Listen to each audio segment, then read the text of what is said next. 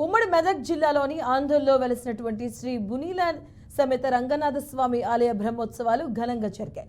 ఇక ఈ బ్రహ్మోత్సవాల్లో మంత్రి దామోదర రాజనరసింహ పాల్గొన్నారు. శ్రీకృష్ణుడు, రుక్మిణి, సత్యభామ, అల్వార్ ఉత్సవ విగ్రహాలకు అభిషేకం నిర్వహించారు. గత వారం రోజులుగా జరుగుతున్న రంగనాథ స్వామి బ్రహ్మోత్సవాల రథోత్సవంకు భక్తులు పెద్ద సంఖ్యలో హాజరై దర్శనం చేసుకుని పునీతులవుతున్నారు.